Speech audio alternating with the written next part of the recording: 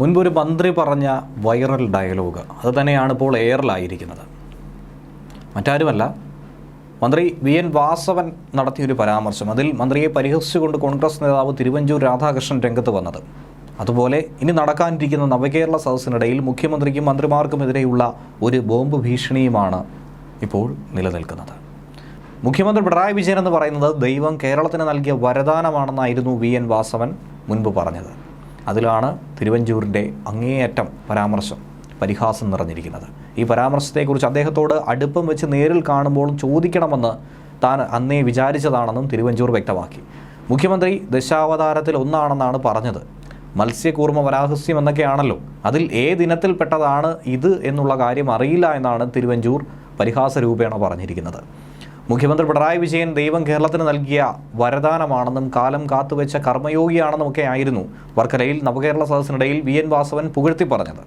Covid കാലത്തും പ്രളയകാലത്തും കേരളത്തെ രക്ഷിച്ചത് മുഖ്യമന്ത്രിയാണെന്നും പിണറായിയെ തൊടാനായി സതീശനും സുധാകരനും കഴിയില്ല എന്നും കേരളത്തിലെ ജനങ്ങൾ അദ്ദേഹത്തിന് രക്ഷാകവചം തീർക്കുമെന്നുമൊക്കെ ആയിരുന്നു വി എൻ വാസവും പറഞ്ഞത്.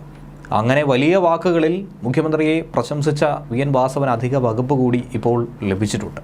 ഈ വിഷയം തന്നെയാണ് ഇപ്പോൾ ഏവരും സംസാരിച്ചു കൊണ്ടിരിക്കുന്നത്. വകുപ്പ് നന്നായി കൈകാര്യം ചെയ്യുന്ന മന്ത്രിയായിട്ട് പോലും വാസവനിൽ നിന്നും രജിസ്ട്രേഷൻ വകുപ്പ് കടന്നപ്പള്ളിക്ക് കൊടുത്തതിന് പിന്നിൽ കൃത്യമായൊരു പ്ലാൻ CPM ഉണ്ടെന്നാണ് ഈ ഘട്ടത്തിലും പറയുന്നത്. കേരളത്തിൻ്റെ സാമ്പത്തിക കുതിപ്പിന് വഴി തുറന്ന വിഴിഞ്ഞം അത് യാഥാർത്ഥ്യമായിക്കൊണ്ടിരിക്കുകയാണ്. അപ്പോഴാണ് തുറമുഖ വകുപ്പ് CPM തന്നെ ഏറ്റെടുത്ത് ഘടകകക്ഷിയിൽ നിന്നും വേർതിരിച്ച് മുന്നോട്ട് കൊണ്ടുപോകാനായി തീരുമാനിച്ചിരിക്കുന്നത്. അത് തന്നെയാണ് പുതുതന്ത്രം.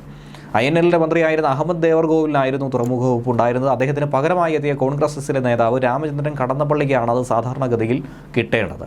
പക്ഷേ അങ്ങനെ കിട്ടുമെന്ന് കരുതിയ കടന്നപ്പള്ളിക്ക് തുറമുഖം കിട്ടിയില്ല. പകരം CPMലെ പ്രമുഖനായ വി എൻ വാസവനാണത് കിട്ടിയത്. വാസവനിൽ നിന്നും രജിസ്ട്രേഷൻ വകുപ്പ് എടുത്ത് കടന്നപ്പള്ളിക്കും കൊടുത്തു. അങ്ങനെ ഒരു ടാലിയാക്കൽ.